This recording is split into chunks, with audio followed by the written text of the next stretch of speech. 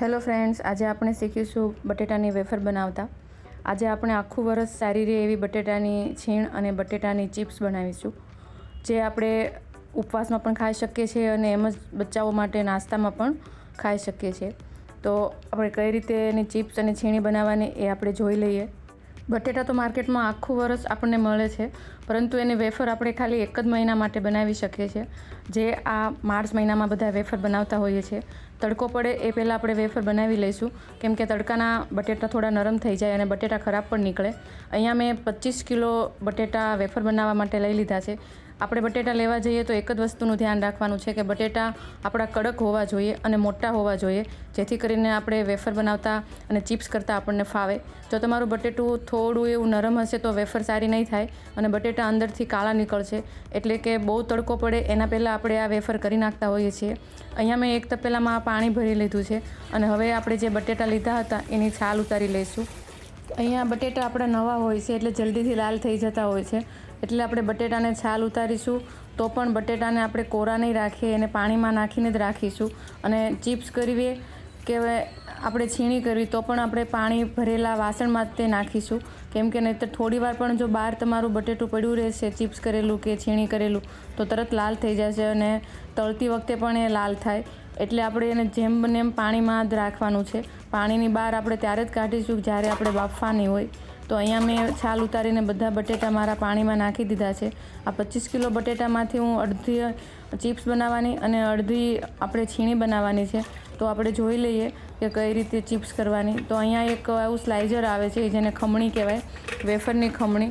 તો તમારી પાસે આ ખમણી ના હોય તો આ વાસણવાળાની દુકાને કે માર્કેટમાં આસાનીથી આપણને મળી જાય છે. અત્યારે આ બટેટાની સિઝન છે વેફર બનાવવાની, એટલે અત્યારે માર્કેટમાં બધે ખમણી તમને જોવા મળશે.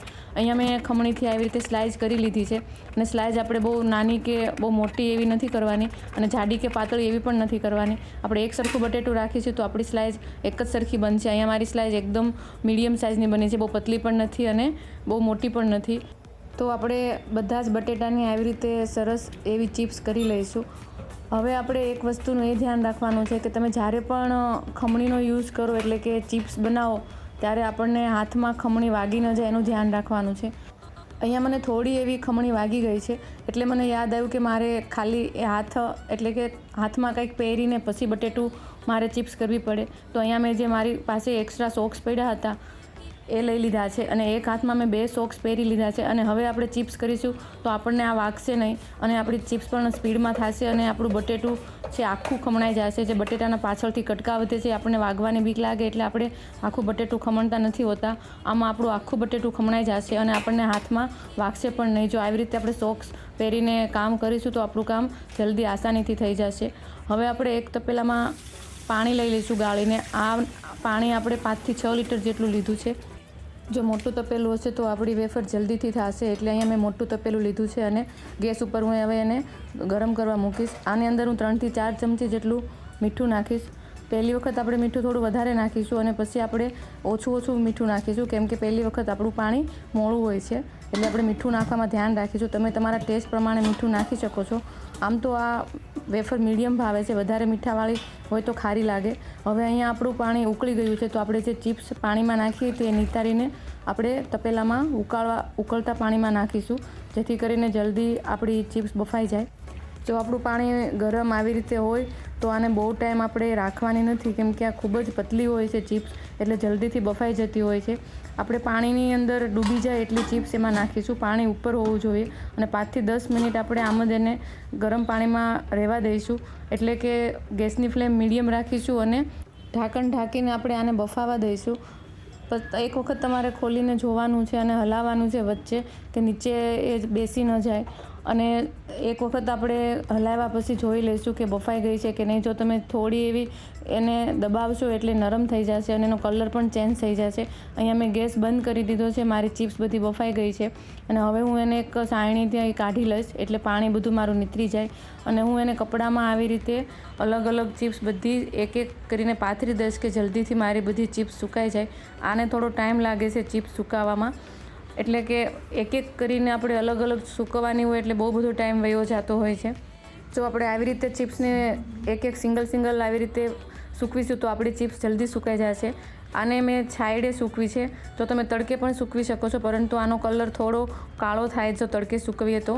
ઘરમાં જગ્યા હોય તો તમે છાંયડે જ તે સૂકવો, એટલે આનો કલર એકદમ ચોખ્ખો થશે. એક દિવસ છાંયડે અને એક દિવસ તડકે, એમ 2 દિવસ આપણે આ ચિપ્સ સૂકવવાની છે.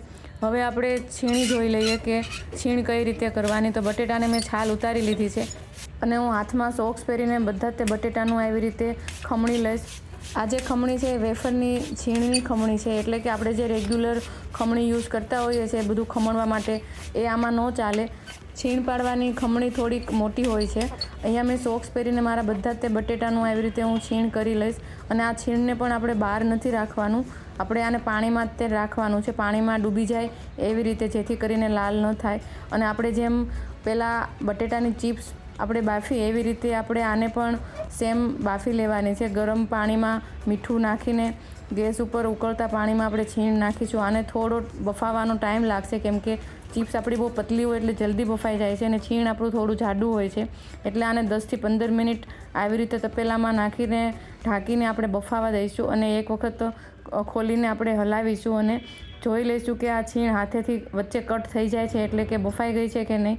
આમાં પણ આપણે મીઠું આપણા ટેસ્ટ મુજબ નાખીશું.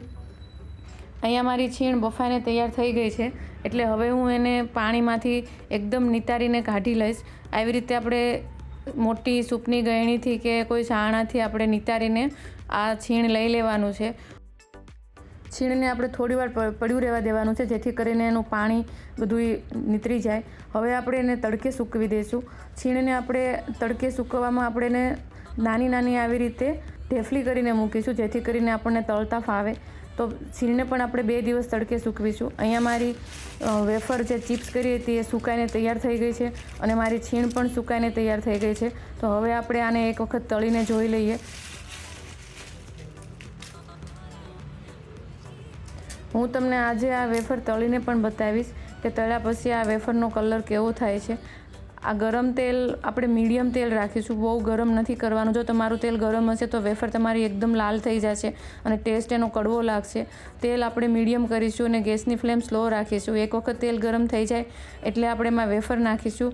અને વેફર થોડી એવી પણ તમે તેલમાં કાઢતા વાર લાગશે એટલે તરત લાલ થઈ જશે, કેમ કે આપણી બહુ વેફર પતલી હોય છે. અહીંયા મેં સાબુદાણા અને બટેટાની જે ચકરી આવે એ પણ બનાવી હતી. જો તમારે, મેં આનો વિડીયો અત્યારે આમાં નથી મૂકેલો, પણ તમારે જોવું હોય તો ડિસ્ક્રિપ્શનમાં મેં મારી લિંક મૂકેલી છે.